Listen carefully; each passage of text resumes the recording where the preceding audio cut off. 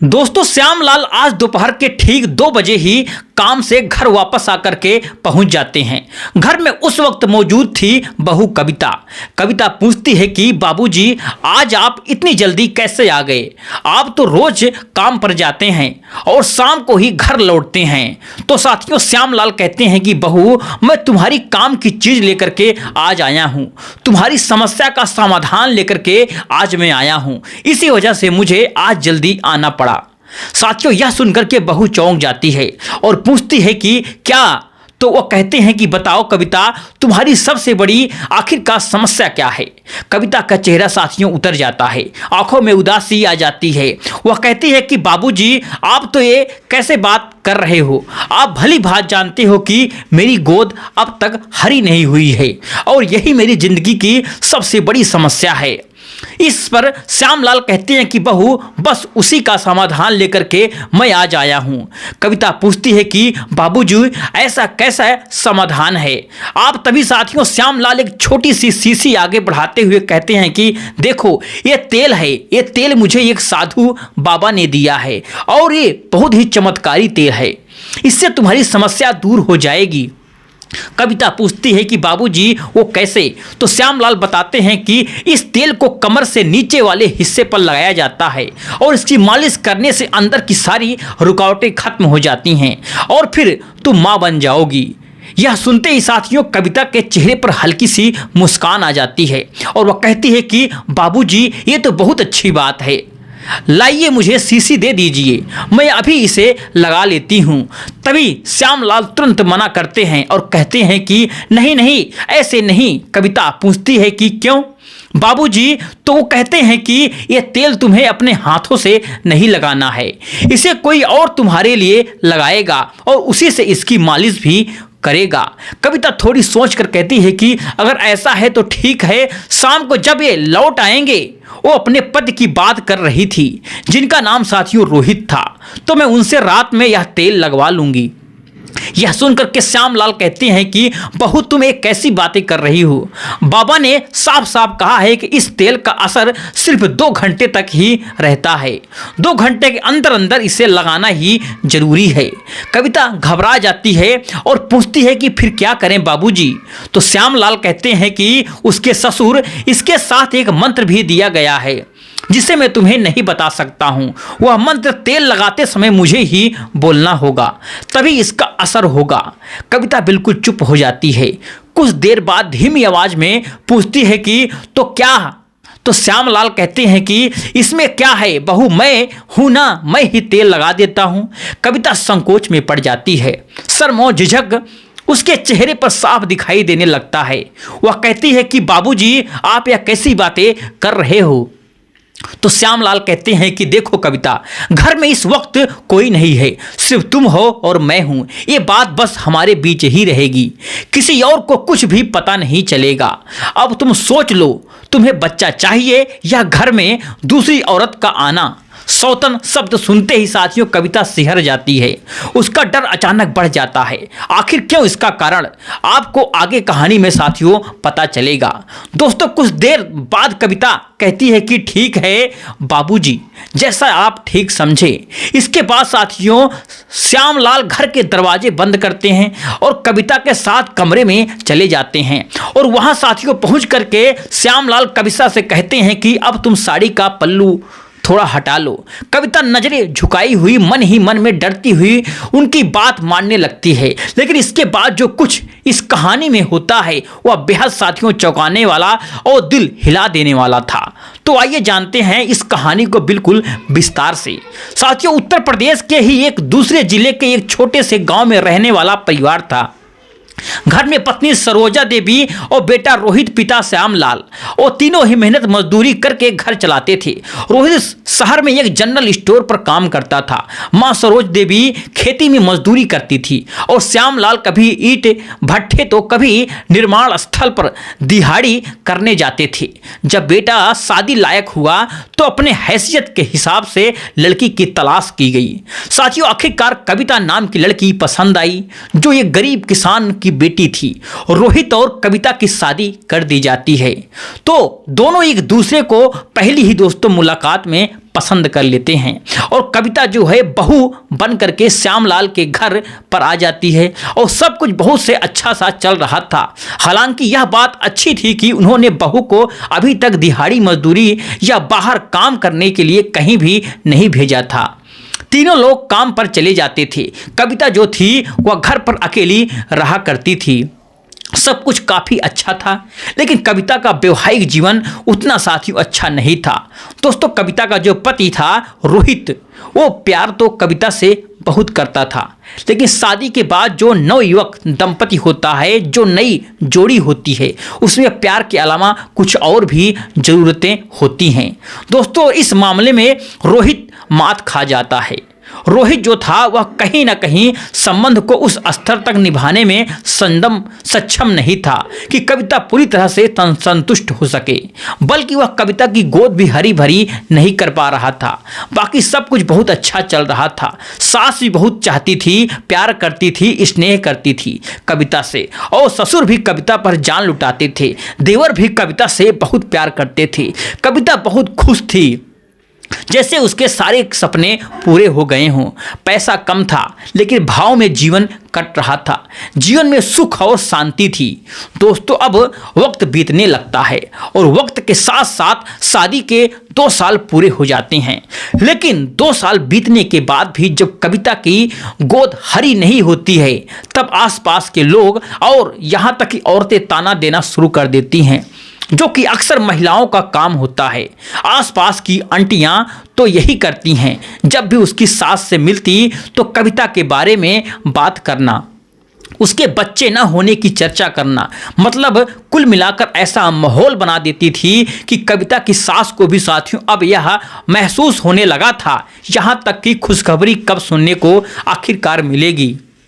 2 साल हो गए, कविता की गोद अब तक हरी क्यों नहीं हुई। पहले सास लोगों को बातों में टाल देती थी, लेकिन कहीं ना कहीं ये बातें उसके मन में भी चुभने लगी थी। धीरे धीरे यह सवाल उसके दिल में घर करने लगा और अब वह कविता को भी ताने देने लगी। जो प्यार और स्नेह सरोज देवी के दिल में कविता के लिए था, वह अब धीरे धीरे कम होने लगा।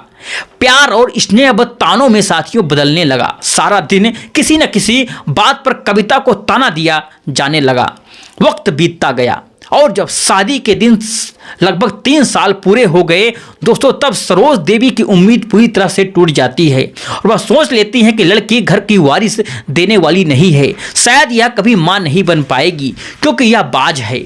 इसलिए वह फैसला करती हैं कि अब वो अपने बेटे रोहित की दूसरी शादी कराएंगी। ये बात साथियों अपने पति श्यामलाल से करती है। श्यामलाल कुछ नहीं कहते हैं, चुप रहते हैं, लेकिन जब यह बात वह कविता से कहती हैं तो कविता पूरी तरह से सिहर जाती है। सरोज देवी कहती हैं कि अगर तुम गोद नहीं भर सकती हो, अगर तुमने इस घर को वारिस नहीं दिया, तो मैं अपने बेटे की दूसरी शादी करवा दूंगी। मुझे इस घर में बच्चा किसी हाल में भी चाहिए, और उसके बाद तुम्हें रहना है तो रहो, नहीं रहना है तो मत रहो, अपने मायके चली जाओ। कविता फुट फुट करके रोने लगती है। आखिर वह करे तो करे क्या। अब यह रोज का सिलसिला बन जाता है। सास पूरी जिद मर अड़ जाती है, वह दूसरी बहू ला करके ही रहेगी।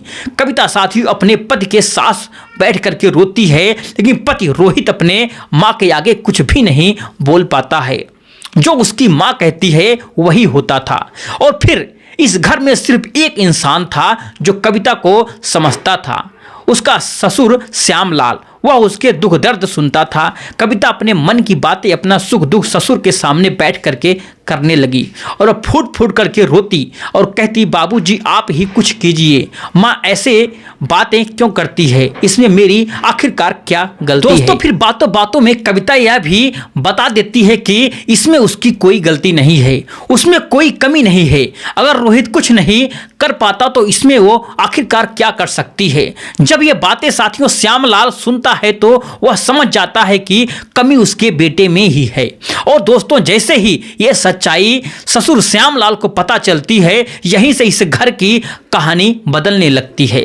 अब श्यामलाल अपनी बहू कविता से नजदीकियां बढ़ाने की कोशिश करने लगता है। जब भी कविता अपना दुखड़ा लेकर के उसके सामने बैठ करके रोने लगती तो श्यामलाल उसके और करीब चला जाता और उसे गले लगा करके यहाँ तक कि सांत्वना देने लगता और कविता को लगता था कि वह उसे हौसला दे रहा है। लेकिन साथियों असल में वह इस बहाने उसके शरीर को गलत तरीके से छूने लगता था, क्योंकि उसके दिल में और दिमाग में कुछ और ही चल रहा था। दोस्तों वह कविता से कहता है कि तुम चिंता मत करो, तुम्हारी समस्या का समाधान मैं करूंगा। इस घर में तुम्हारी कभी सौतन नहीं आएगी और बच्चा तुम्हारी ही आखिरकार कोख से होगा। यह बात साथियों सुन करके कविता बहुत ही खुश हो जाती है और वह कहती है कि बाबूजी आप ऐसा क्या करेंगे। तो वह श्यामलाल कहता है कि तुम वह सब मुझ पर आखिरकार छोड़ दो, बस थोड़ा सा इंतजार करो। कुछ ही दिन बीते थे दोस्तों। एक दिन सभी लोग काम पर चले जाते हैं। सरोज देवी भी काम पर गई थी और रोहित भी काम पर निकल गया और श्यामलाल ससुर भी काम पर चले गए थे। लेकिन साथियों फिर दोपहर के करीब लगभग 2 से 3 बजे आधे दिन में ही श्यामलाल वापस घर लौट आते हैं। कविता पूछती है कि बाबूजी आप इतनी जल्दी कैसे आ गए। श्यामलाल अपनी साथियों जेब से ये काला सा धागा निकालता है और कविता को दिखाते हुए कहता है कि देखो कविता। कविता पूछती है कि यह क्या है, तो वह कहते हैं कि यह धागा नहीं बल्कि चमत्कारी धागा है। समझ लो कि अब तुम्हारे अच्छे दिन शुरू होने वाले हैं और बहुत ही जल्द तुम्हारी गोद भी भरने वाली है। साथियों कविता पूछती है कि कैसे। श्यामलाल बताते हैं कि मुझे एक बड़े सिद्ध बाबा मिले थे, ये धागा उन्होंने ही मुझे दिया है, इसे तुम्हें कमर के नीचे बांधना है, इस तरह किसी की नज़र ना पड़े। इसके बाद आगे की साथियों प्रक्रिया शुरू होगी और जल्दी ही तुम्हारी गोद हरी भरी हो जाएगी। साथियों कविता खुश हो जाती है, कहती है कि लाइए बाबूजी धागा दीजिए, मैं बांध लेती हूँ। साथियों फिर श्यामलाल कहते हैं कि नहीं तुम खुद नहीं बांध सकती हो, बाबा ने मुझे मंत्र दिया है और मंत्र बोलते हुए मुझे ही यह करना होगा। यह सुनकर साथियों कविता संकोच में आ जाती है, कहती है कि बाबूजी आप कैसे। तो श्यामलाल कहता है कि बात दोहराता है घर में हमारे अलावा ही कौन है और धागा ही तो बांधना है, इसमें कौन सी बड़ी बात है।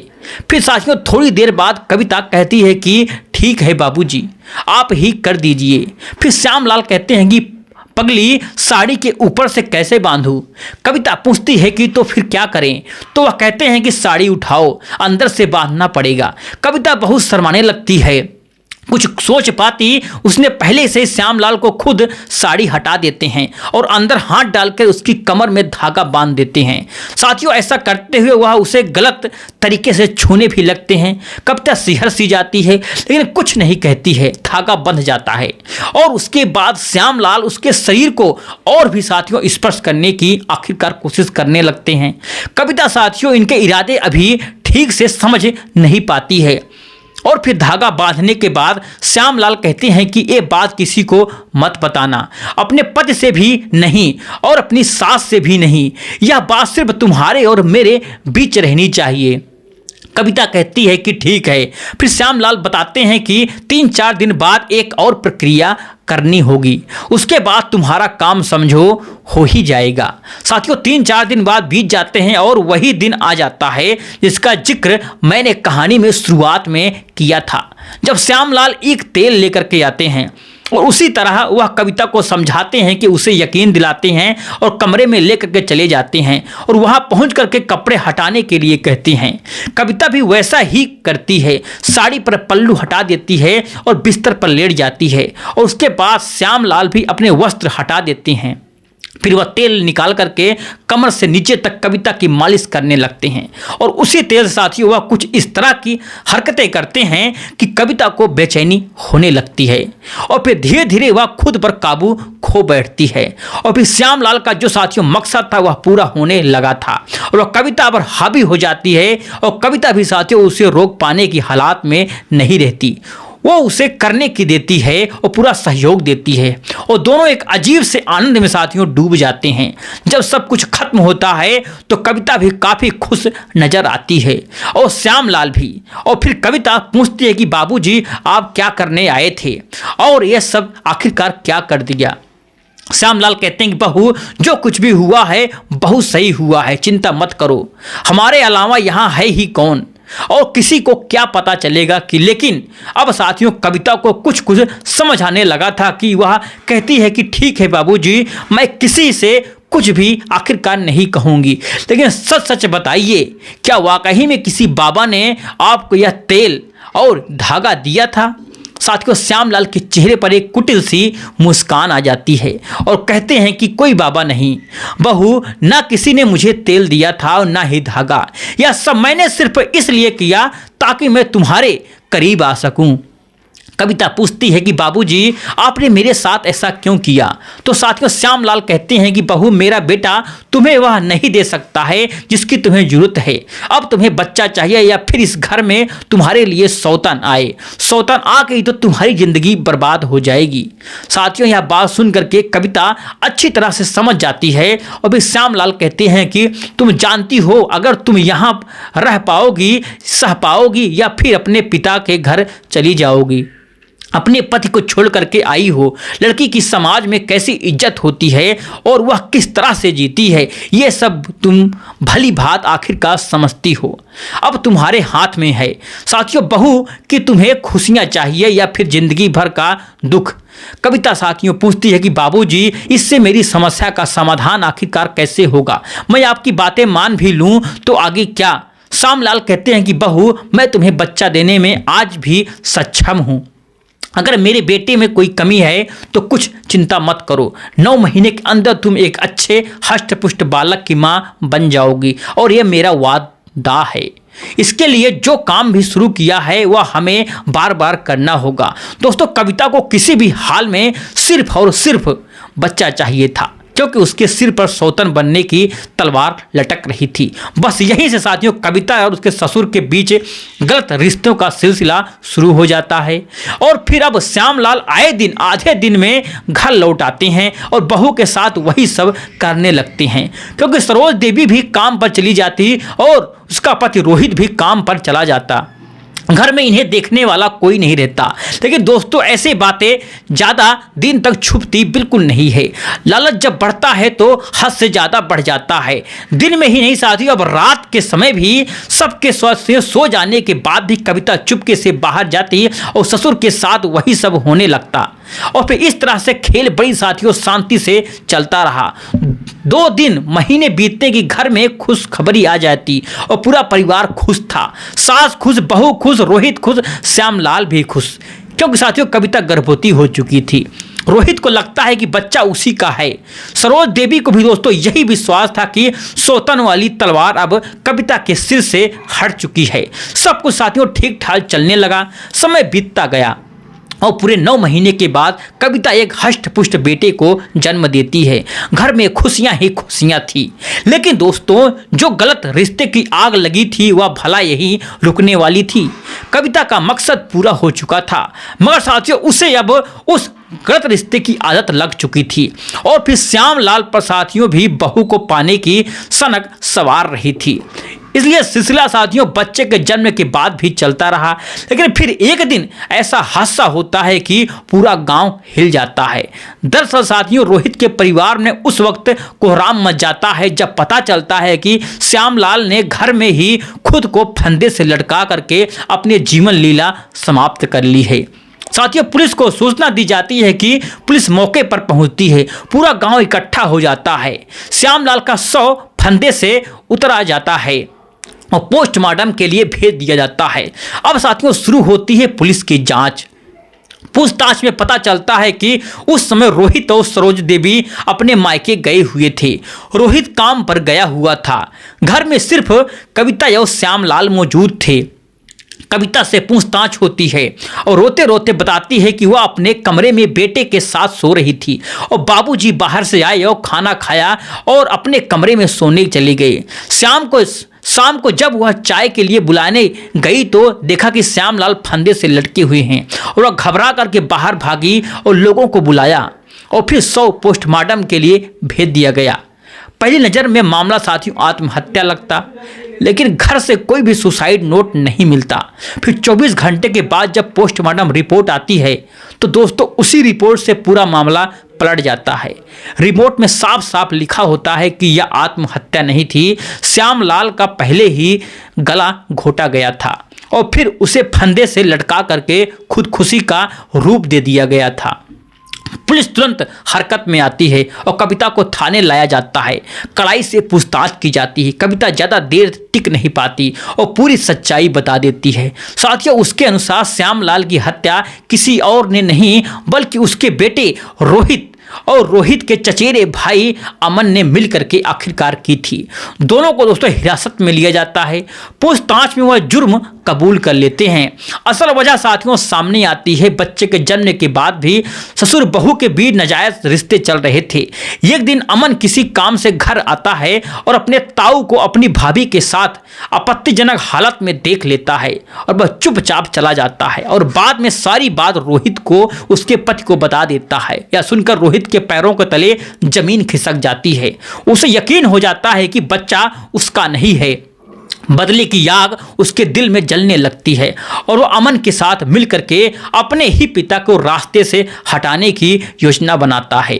और एक दिन जब सरोज देवी घर पर नहीं होती हैं तो मौका देख करके दोनों श्यामलाल को रंगों हाथे पकड़ लेते हैं, उसकी पिटाई करते हैं, गला दबा करके हत्या कर देते हैं, फिर फंदे से लटका देते हैं। कविता को धमकाया जाता है कि अगर उसने किसी को कुछ बताया तो उसका भी यही अंजाम होगा। दोस्तों पुलिस दो तीन दिन के भीतर केस सुलझा लेती है और फिर रोहित और अमन को जेल भेज दिया जाता है। साथ ही इस कहानी से यही सामने आता है कि अगर किसी महिला पर इस तरह का दबाव बनाया जाए तो शायद ऐसी कांड बिल्कुल ना हो। मां ना बन पाने की गलती किसकी है यह कोई नहीं सोचता है। जानकारी की कमी और अंधविश्वास और पुरानी सोच ऐसे हादसों को जन्म देती हैं। तो साथियों, आपको कहानी कैसी लगी? अगर आपको अच्छी लगी वीडियो को लाइक, चैनल को सब्सक्राइब करना ना भूलिए। मिलते हैं नेक्स्ट वीडियो में एक नई कहानी के साथ। तब तक के लिए जय हिंद, जय भारत, जय हिंद।